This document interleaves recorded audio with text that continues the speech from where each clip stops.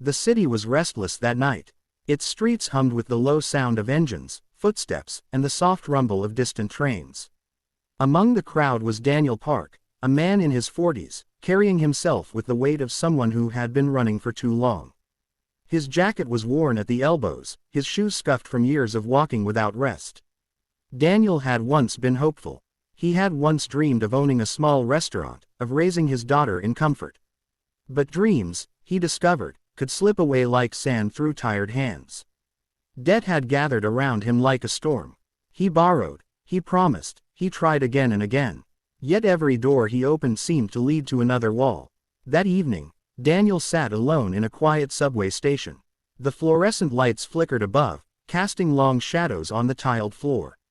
He leaned against the cool bench, his eyes half closed, thinking of his daughter's birthday he could not afford to celebrate. It was then that a man in a neat suit approached.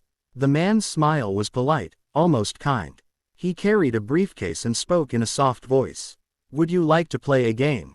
Daniel blinked. He thought it was a joke. But the man explained with patience.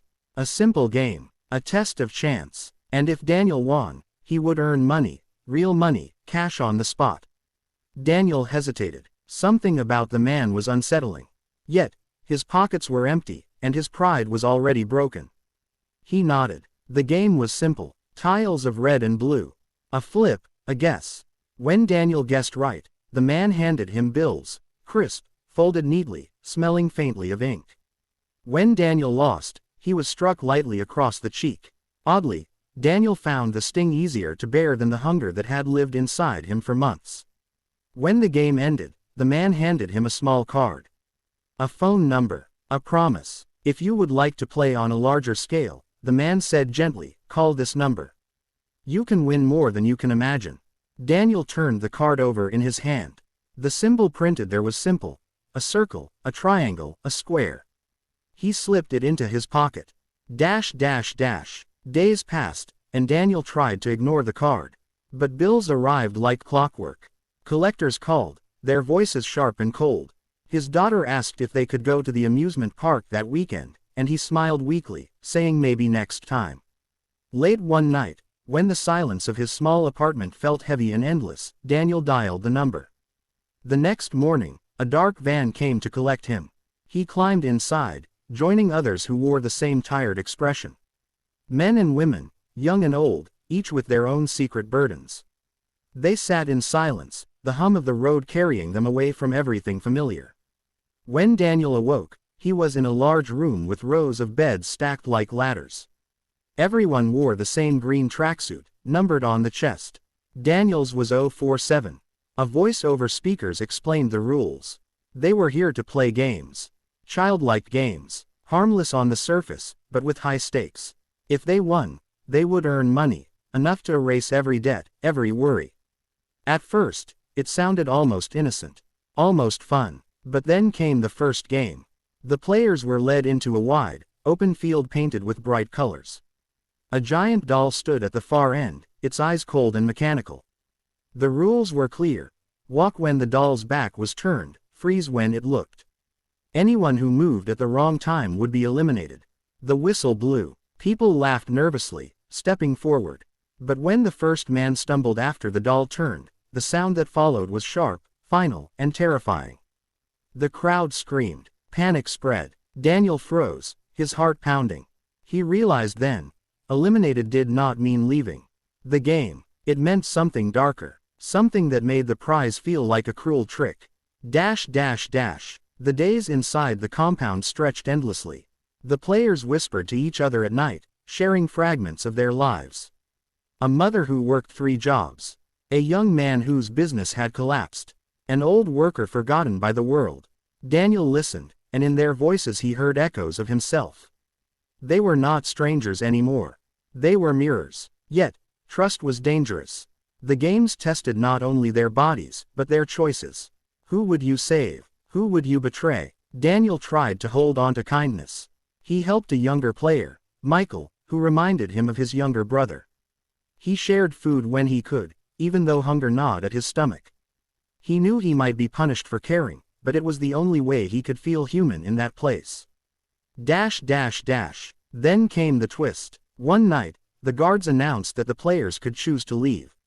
If the majority voted to end the contest, they could return to their lives. No prize, no winnings, but no more fear.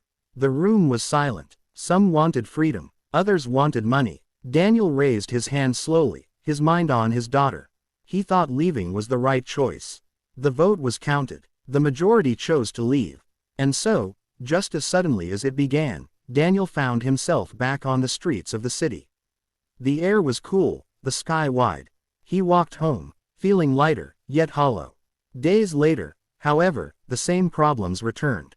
The debts, the phone calls, the broken promises. The world outside was no kinder than the games. Daniel realized then that the choice had not been freedom at all. It had only been delay. He returned. Many of them did. The games continued. And each day, Daniel felt himself changing. He learned to watch carefully, to move with patience. He learned when to speak, and when silence was safer. But he also learned the value of small kindnesses. Michael once gave him a piece of bread, and Daniel never forgot it. Another player, Sarah, shared a story of her son, and Daniel listened as if it were his own memory. These small connections became his strength. The final game approached. By then, only a few remained. The prize money was displayed above them in a giant glass sphere, bills stacked high, glowing under bright light. Enough to buy new lives, if they survived. Daniel stood in the quiet before the last match, his body aching, his spirit worn. He thought of his daughter's smile. He thought of her laughter in the park they never visited. And for the first time, he understood. The money was not the true prize. It was the chance to go home with dignity. To tell her that he had not given up, no matter how dark the road became. The game ended. I will not say how. Some memories are best left blurred, softened by distance. What mattered was this. Daniel stepped out of the compound one final time. The city lights greeted him, the night air cool against his face. He carried scars no one could see.